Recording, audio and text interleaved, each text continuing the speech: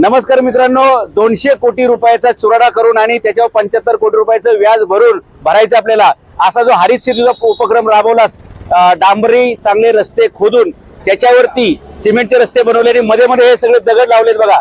या दगडांमुळे आत्ताच इथे एक अपघात झालेला आहे बघा. आणि भविष्यामध्ये प्राधिकरणात नाही, जिथे असे दगड लावलेत त्या दगड डोक्यात असलेल्या अधिकाऱ्यांनी असे खूप अपघात होणार आहेत. अनेक लोकांचं त्याच्यामध्ये जीवित जाणार आहे. ज्यांच्या गाडीचा अपघात झालाय ते आपल्याला सांगतील. तुमच्या गाडीचं स्पीड किती होतं? 20चा स्पीड होता. 20च्या स्पीडला असलेल्या गाडीचा अपघात झालाय. काय वाटतं तुम्हाला, हे कशासाठी असेल? हे असावं का? असं होते, कशासाठी केलंय ते पण माहित नाही.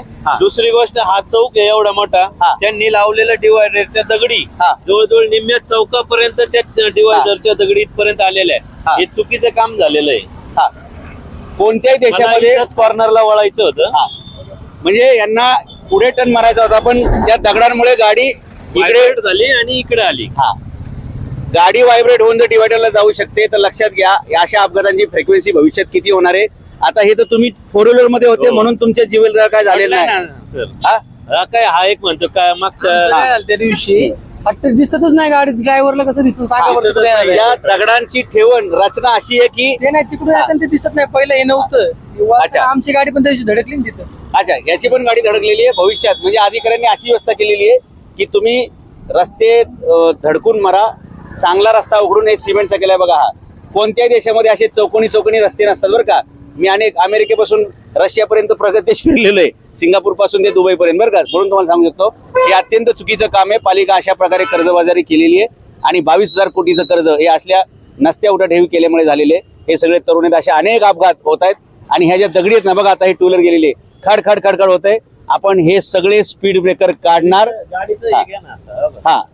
आपण हे सगळे स्पीड ब्रेकर काढणार आहे. आपण हे संपूर्ण शहर जे आहे ना, आपण हे स्पीड ब्रेकर मुक्त करणार आहे. हे बघा, हे दगड सगळे स्पीड ब्रेकर मुक्त करणार आहे.